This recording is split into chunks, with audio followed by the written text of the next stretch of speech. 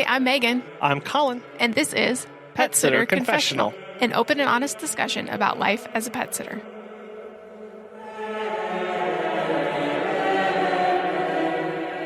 Hello, welcome to episode 221. Hello. Thank you to our amazing Patreon members, especially our newest Patreon member, Catherine. Catherine, thank you so much for investing in the show and finding it valuable to you. And if you want to learn more about what it means to be a Patreon and to support the show in that way, you can go to petsitterconfessional.com/support. So over the weekend was the Pet Sitters International Conference, and we actually had a virtual booth there. We got connected with a ton of other sitters from all over the world, and it was a lot of fun. It was really cool to get connected with people, see how everybody's business is doing, and just kind of hear from everybody as well. And so a lot of people didn't even know who we were. So if this is your first episode listening to us, welcome. Welcome. Hello. We are excited that you're here. There were some awesome speakers, and it was a great weekend. And we will actually be at the Texas Pet Sitters Conference coming up in February. Colin is going to be a speaker there. Oh, no. Yes, I will be talking about identity as a pet sitter and what that means and how to find it. So looking forward to getting back to in-person events. So PSI was this weekend, and next year I think they're really hoping that'll be in person. But if you're going to be in the Texas area or just want to go for a trip, they are taking registration right now for that conference. So hopefully we'll see you there. So today we are talking about business community, and I know we've talked a lot on the podcast about community in general, whether it's building a network with other pet sitters or just community within your pet business and forward-facing that to clients or just within your staff or employees. We have a lot of episodes about that, and we will link those in the show notes or on petsitterconfessional.com with this episode. Yeah, but today specifically, we wanted to talk about being plugged into the broader business community and why it's so important for us.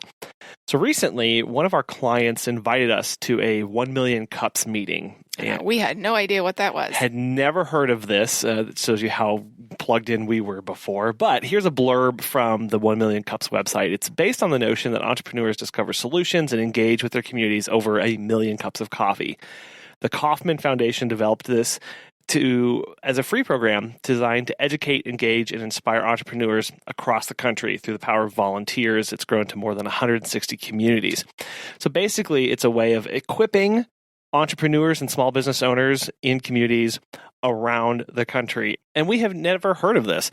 But once a month, small business owners get together to hear a 20-ish minute presentation from other business owners, ask questions, and then hear how they can best support each other. It's not an elevator pitch or an investor pitch, and you're really not asking them to use your service. You're just reaching out and asking about advice and business help. Yeah, I think the last question that they pose is, how can we help you? Yeah, how can we as the business community help you and your business? And it's pretty impactful to listen to different people's responses. And it was a lot of fun. And we will actually be getting the opportunity to present our business next month. So stay tuned for how that goes. You're a great presenter. Oh, you're going to do fine. Thank you. If you're interested in something like this, they do have a group finder on their website. So you can enter your zip code and see if they're meeting in your area. And again, you can check out links on our show notes and on our website as well to find those. Well, I will say that we live in a very small town, like 20,000 people. So if they have one in our very small rural town, I'm sure they have one in yours. And they are always looking for people to start new ones. So if you don't have one in your area, they have all of the tools, all the programs, all the processes ready to go to start hosting something in your area. So I think that would be a great thing to do if you don't have one, if you can't find one. But that's just one business group that you can join. There are a ton of others. We've talked about the Chamber of Commerce before. There's also in our area, there's a young professionals group, which we are young. You may not be young. Maybe you could start an older professionals group. Or just a professionals group. There you go. We also have a chapter of the Business Network International. It's bni.com. And you actually went to a couple meetings. I did. I was invited there by another business owner, but you have to pay to be a member. And they Which also is not a bad thing. Not a bad thing. No. But they also have very strict attendance policies that we couldn't quite meet because we are very busy with drop-ins and things like that in the morning during the times where they meet. So your mileage may vary. You can send a representative sometimes if you can't make it, but they do track that thing. So it wasn't something that was going to work for us to be able to consistently and reliably go to. So we haven't dipped our toe into that yet, but check out to see if they have a chapter for you too. And it's kind of very much like the 1 million cups mindset of business owners getting together and sharing ideas. If you are a woman, there may be a specific women in business networking group. There's also the Rotary Club that you may be involved in, or the Kiwanis Club, or the Optimist Club of your area. There are a ton of networking groups that you can be involved in. I mean, obviously, you don't have to be involved in them all. You can pick and choose what's going to work for you and what's going to be the most beneficial for your business. But it is a great way to get your face out there, to get your business name out there, but also to learn from others. And so we're going to talk about some ways specifically that this is beneficial for your business. Well, we'd love to hear also about what kind of business groups you're involved in or you have in your area, so we can start sharing those with others to make sure that they are looking for those. But the first reason that we need to be connected with the broader business community is because it helps you feel more legitimate.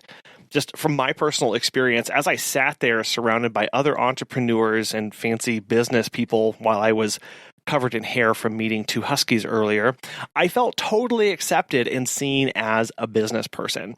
As I talked with others about our business, they were so excited to see us there and to hear about how we were operating and our story and to learn about our operations. And I believe this is because when we are in our business and we're just operating by ourselves, we can feel like outsiders to everybody. We can feel not as legitimate because we don't see our other businesses or businesses like us represented across the board. It's only when we go into pet-specific corners of the world where we see, felt, and feel seen. And additionally, many of us don't start a business because we're a quote-unquote business person. We don't come from that background. We find ourselves running and operating a business. So to be around other business owners, it does lift you up, and you do see, oh, they are also struggling with these things. They have these similar processes. I actually have learned an awful lot about running a business. And then just to get to talk about it freely and openly, there's an interesting story of an artist actually in our area who struggled with this exact same concept, where the business community really didn't view him as a business owner, as an entrepreneur, until one day he was giving a talk and they asked, okay, well, what was the last time, how much was your most recent painting sold for? And he said $100,000. All the business heads whipped around and stared at him, and they took him seriously because they realized this person is actually doing something. This person is actually making something real, and it's making a huge impact on the community and on the area as well.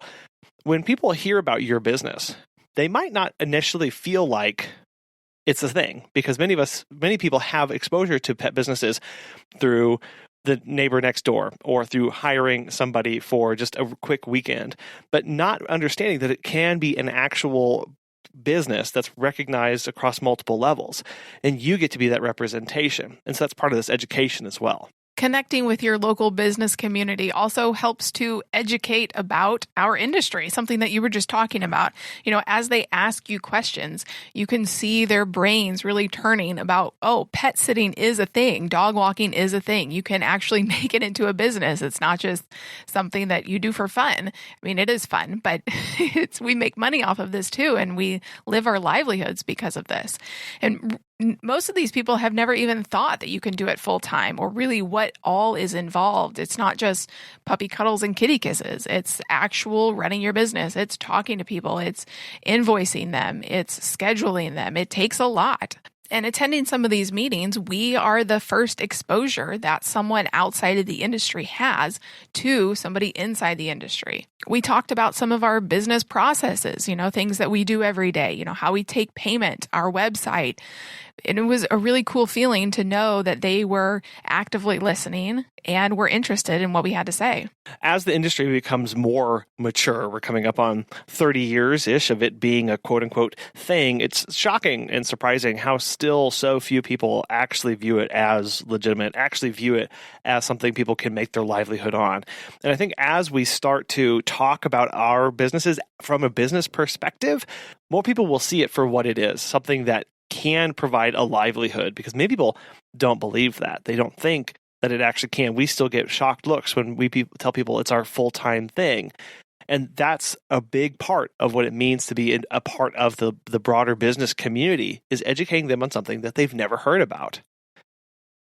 And then a third reason of why you should be plugged in to a business community is because it helps you learn how other industries solve problems. A really great example that I came across recently was about discussing how we're slammed for the holidays, but we don't really have the capacity on the off season to support an employee year round. So hire seasonal staff. That really kind of broke my brain for a minute, because I had never thought about it until I realized that just about every single other retail or service-based industry, they do that all the time. And I had never thought to apply it to our business because I wasn't thinking in a broader context. And who knows where the solutions will come from or how they'll be applied to your business. But if you don't put yourself out there, if you don't come with an open mind and approach it with what can I learn today from these people, from these other business owners, we will miss those concepts and we'll miss those applications to us as well. Along with the 3 that we just listed, there are a ton of other benefits for connecting with your business community. You can meet or recruit new clients. It'll kind of happen naturally, but just by knowing more people and knowing that they know what you do, you can gain more clients. If you are really in the entrepreneurial spirit, you can find potential capital for your startup business. You may get in touch with a banker at a meeting or someone looking to invest in a growing business. These are great ways to find capital. You can also learn new techniques or possibly a new technology that will make your life easier. As business owners, we are constantly growing and innovating and changing with what our clients want, and looking at outside industries and seeing what they use, what kind of software they have to make their business more efficient, will potentially help you as well. It'll also improve your skills. Obviously, socialization is a huge one. Some of us are wallflowers. Hi. But it's still good to get out of your comfort zone. If you're presenting at a meeting, that's obviously huge for getting in touch with a broader audience, and even just talking the talk of business. You may also be able to find new opportunities through these meetings. Are the markets changing? Yeah, I talked with a realtor for almost 10 minutes about the struggle he's having finding houses for people wanting to move to the area. And it gave me insight on the kind of people moving here and whether they'd be good fits for us as clients too. From that interaction, we also started thinking about how we can message our services better to renters versus homeowners and the ratio in our town. Going to a networking event will also help to keep up with the latest trends, like I just mentioned, software or marketing or communications, client expectations. All are important to stay on top of, especially at the local level. You know your community best, and when you partner with other businesses that know your local area as well as you do, you can come together and brainstorm ideas on how you can help each other grow and be more prevalent in the community. You may also be able to find a mentor in these meetings, whether you're trying to get over a slump or trying to hit a goal and you really need some accountability. A mentor may be able to help you with that. And then obviously these networking events build awareness for your brand, or maybe you're trying to start off a latest business adventure, whether that's a new service or a new area that you're trying to conquer. Getting these ideas in front of other people, other business owners, will also help you to get feedback. They will be able to gently tell you where you can improve and tell you where you're doing a great job. So meeting professionals from other industries exposes us to a wide range of ideas, procedures, and insights. And so when we attend these kind of networking events or get together with these groups, we do need to make sure we are prepared. So what are some ways that we can prepare to get the most out of this? Well, prepare in a physical manner. Bring your business cards. Wear your shirt or mask with your branding on it. And then decide if you're going to be able to send one of your staff or yourself or your business partner there as well, depending on the kind of time you have and the representation that they need. Mentally, you can prepare by rehearsing and honing your 30-second elevator pitch or the about me or the history of your business when people ask you about that. So be prepared to ask questions as well of other businesses. Be genuine about learning from other companies. Obviously, you want to get your name out there, but we have to realize that this is a two-way street. That's the point of networking, businesses helping each other. So come prepared to talk about your business if someone asks. Make sure you know your prices and availability, and be ready to answer questions like, how can we support you? Or what problems are you facing? The most important thing to come prepared to do is to listen. Do a lot of listening and just taking notes to remember who the businesses are out there, what their owners' names are, what help they need, so that when those opportunities come, you can refer people to them. Be open-minded about who you talk to. Just because someone is in another industry, there are insights and knowledge to be gained. A mechanic can teach us a lot about customer service, and the smoothie bar down the street has an awful lot to share about clients' expectations and meeting them quickly. See if there are realtors or house cleaners or painters in those meetings as well. Those are great services that can fit in well with pet services. If the house cleaner needs the dogs out of the house, if the painters are going to come by and the dogs need to be in daycare for a little bit or shuttled to a vet appointment, these are great people to connect with and partner with. While you're learning from other people in your town, don't forget to read broadly as well. I know a lot of us are busy. We don't have time. We may be listening to audiobooks or podcasts instead of reading a physical book. But don't just read pet sitting books. Don't just listen to pet sitting podcasts. It's important to stay current on our industry. Obviously, we need to know the ins and outs of it and what's going on and client expectations and all of that and the latest trends.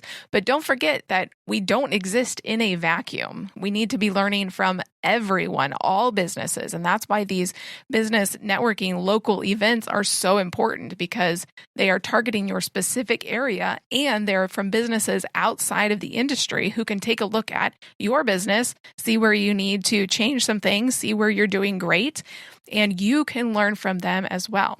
Well, that's a really good point, too, because as your business grows, as you begin to expand, you take on more staff, you have more and more income coming in, you do start to rub shoulders with other larger businesses outside of the pet care industry. So we need to be learning from our peers. So as your business grows, you might not always be able to learn from peers within the pet care industry.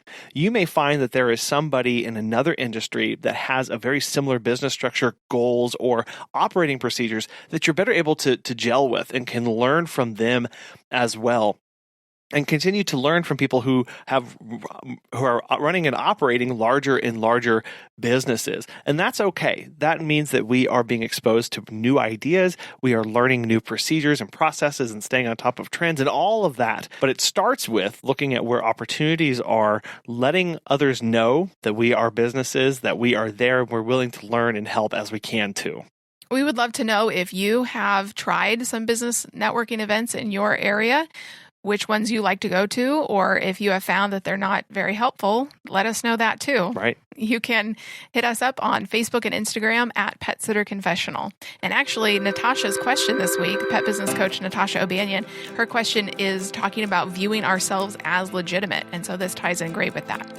As a business, many times we may struggle with the feelings of legitimacy, of am I a real business? And this can be perpetuated when others in the business community where you operate don't see you as legitimate because they don't see as dog walking or pet sitting as a real thing.